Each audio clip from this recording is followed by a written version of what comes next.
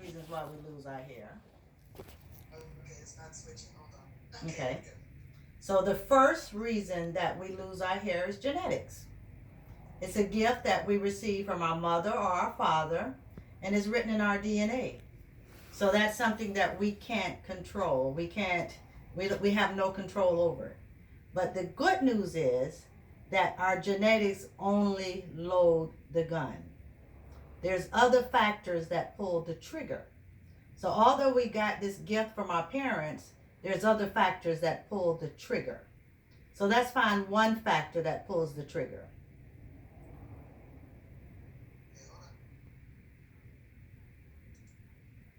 Okay, that second factor to hair loss that pulls the trigger is diet and nutrition. Now, I know everybody has heard you are what you eat. And that's a true statement. We are what we eat. We eat foods, and the foods that we eat, it facilitates our nutrients in our body, and that's what feeds our hair. Now, hair is a non-essential organ. So our body needs all kind of nutrients. We need nutrients to be able to pump our heart. We need nutrients for our gallbladder. We need it for our spleen. We need it for so many things that help us live. So our body would say our hair is non-essential. So if we need proper nutrients to live, our hair would sacrifice our, how could I say this? Our hair would give it up for a sacrifice. So if we're not getting enough nutrition, our hair will sacrifice. So we have to be able to eat for nutrition. We have to be able to eat enough protein. We have to get enough fruits. We have to get enough vegetables. We have to get enough grains. There are several things that we look for hair loss. We need vitamin A. We need a vitamin B complex. We need a vitamin D. We need a vitamin C, a vitamin E, a vitamin K, and a vitamin F. And we can get those vitamins from food. But because of the way that the earth has been depleted, we have to look for our nutrition through supplements. But we have to look for the right supplements. So what are you eating? Does your diet look like this? Or does it look like this?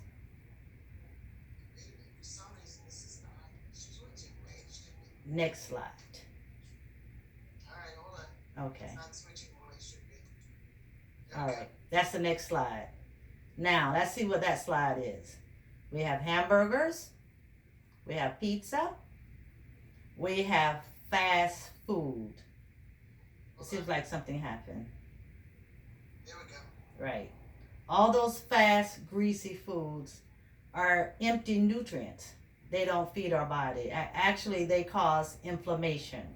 So we have to stay away from these non-essential nutrients that's actually causing us more harm than good. Now, let's look for another thing that causes hair loss.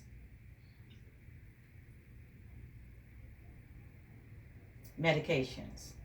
Now, medications is something that affect us when we take them, because that's something else that we take orally. We take it through our mouth. It goes into our bloodstream, and that feeds our body. It feeds our scalps. So a lot of things that we're taking, the side effects is hair loss.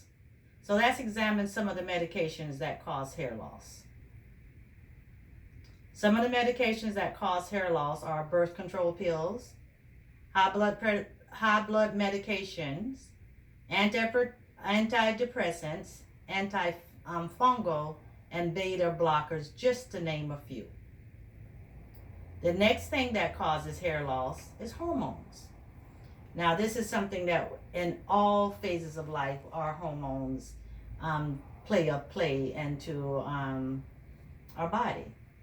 We all experience hormone changes when we enter into puberty. That's when we get our sex hormones. A lot of times male experience hair loss when they start maybe 17, 18, and this is through genetics. This is called male pattern baldness. where you'll see little cowlicks coming in. That's a hormonal effect to hair loss. With ladies, our hormones take a play when we have our babies. You know, our hormones are all out of whack. And when we're pregnant, we go through a complete growing stage. So our hair grows. And people say, oh, my hair grows so much when I was pregnant. But 3 months after, we experience shedding because the hormones are out of whack. Another time we experience hormonal changes is when we women and men enter into andropause and menopause. Now, men have andropause. Men, they think they don't have it, but they go through hormonal changes too. So, ladies, when the men say we're acting crazy, they're acting crazy too because they go through andropause. So, this is a time that our hormones are out of whack. There's another time that our hormones really plays a habit with our hairs when we have thyroid disorders. So that's number 4 for experiencing hair loss. Now, let's get to the number 5, which we're all experiencing, is stress. Stress happens when we're sick, when we have to work. Fear. I know we're all experiencing fear with this COVID-19. Either we're fearful that we're going to get it, or we're fearful that we're going to lose our jobs. We're fearful that we may lose our house. It's all about fear, and the isolation doesn't help us either. So this is something that we're all experiencing now with the COVID-19. We have late nights. We don't sleep. But sometimes people will tell you because they say, my work haven't been disrupted. As a matter of fact, I've been making more money, so I'm not stressed. But let's see what some of the symptoms of stress is. All right. Have you found yourself yarning and you're not sleepy? How about talking too fast? Or talking too loud? Or maybe you're just tapping, fiddling your fingers, or twitching, nail biting, grinding of teeth, drumming of your fingers, pacing, overreacting. Maybe you're more emotional. Are you defensive? Or maybe you're more irritable. Things that wouldn't affect you before affect you now. Are you defensive? Are you hostile? Are you critical? Are you aggressive? These are all symptoms of hair loss. So now we have examined 5, just 5, but there's so many other reasons for hair loss. So now that you have the answer to the question, why, who do you need to see to help you? Okay, we need to see a trichologist. So some may say a trichologist, what is that? I haven't even heard of trichologist. Trichologist is a person that studies hair and scalp disorders. Now, let me tell you a little bit more about my credentials. I graduated, like I said, in 1979 from high school. But about maybe 10 to 12 years ago, after the client that I told you about lost their hair, I started taking hair loss classes. I started back in, I think it was 2001, and I started educating myself on hair loss. I didn't want to be a trichologist. I couldn't even pronounce half of the hair loss disorders. I couldn't even move my lips to pronounce them. All I wanted to do is find the answer to the why.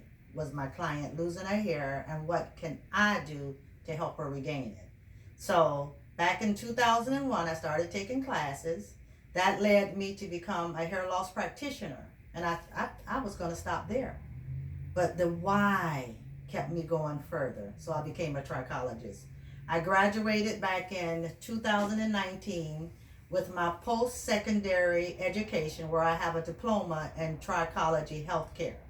That diploma has been a life sent. I love it. It gives me the reason to dig. What we do as trichologists, we start out with a consultation, and we ask you all kind of questions, but we're digging to find out the root cause of hair loss. Now, some of the things that a trichologist do is they help people that's having external damage to their hair, whether it's a mechanical purpose or a reason, which is the number one cause of hair loss with African American. It's called traction alopecia. And that's something we're doing to ourselves. And it's something that can cause permanent hair loss if not corrected. So we have to educate ourselves, or the public, on it. Another form of hair loss that we deal with is, let me pull this up. Any type of hair loss. There's all type of hair loss. There's a hair loss called androgenetic. There's a hair loss which affects male and female. There's a hair loss called alopecia areata, which was the hair loss that I saw in the very beginning of my profession, which it appears in circular forms, and it's not an androgenetic, it's an autoimmune deficiency. There's so many forms I can go into it. That's another presentation, because there's so many forms of hair loss. But what a trichologist do, we dig deep. We start out by doing a hair and scalp analysis where we look through a microscope to see what's going on. And we start with the microscope and the consultation. Another thing that we do as trichologists, we can go to the next slide. This is an example of a scalp analysis. What we do, we use a microscope and we look down at your scalp. We magnify it about from 50 to 100 magnification, so we can see what's going on. So now that you have some of your answers to the why, we can go to the next slide. We provide answers to your why. Restoring beauty from the inside out, Apache.